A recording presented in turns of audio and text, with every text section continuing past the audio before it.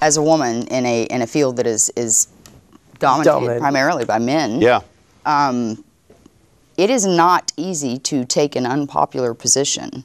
And what I have seen is men in power using that power to take some advantage, clean advantage in some cases. And to me, as a woman, it makes sense why charges aren't pursued, why she doesn't say anything, because you run some very serious risks of being ostracized and foregoing an entire career. So that is a difficult issue for me personally, because there's what I know about what it's like to have to work in a male-dominated field, right, and then what I know as an advocate and having to combat what I see, what my jurors are going to hear in the media. And you see it too. Yeah. You know, they're tried and convicted before we even know when this happened. Well, I mean, like with Matt Lauer, I mean, I mean, he's immediately fired.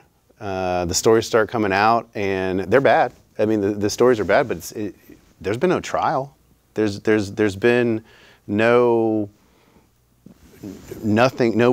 had to really put on any evidence and meet a burden of proof, other than the New York Times and Variety magazine have been able to basically, you know, scare NBC into a reactionary firing from my point of view. And granted, the allegations are bad, but how do you reconcile something like that with what we have to do? I mean, you know, in terms of, if you're questioning a jury, if you've got a client who is accused of sexual assault, I mean, how do you reconcile that? I mean, it's tough, because I believe that, you know, look, some of the stuff, you look at some of the interviews that Lauer did, they're creepy. They're just creepy. He's creepy. Yeah, and so I mean, it's not hard to believe. And so, if I as somebody who represents people in court and tries to poke reasonable doubt in things is already having that thought in my mind, it's like, what is the jury panel that I might have thinking?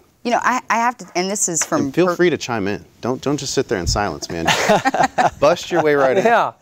You know, some subjects I just try to stay away from. Not on this show, man. We go right in. He also may be still a little shell-shocked, but... you know, what I saw, even in Waco, you know, we had 300 people for our panel, and we had like an 8-page questionnaire, and there were a number of women specifically that said that when asked if there was any reason why they didn't want to be on the jury, said, I'm afraid of retaliation. And ostensibly from my client and or the club that he belonged to. Yeah. And what I found is when we brought those folks back into chambers to talk about it, readily confessed that I watched too much TV, and you know what, I think I can stay open. And one woman in particular ended up staying on our jury and was Jake's biggest advocate. So I think that there's a knee-jerk reaction to see the thing on the television set and to formulate some opinions, but given an opportunity in a setting where it's like this to think critically about it, I have, and I might be a little pie-eyed in the sky, but I've found jurors very willing to set that aside.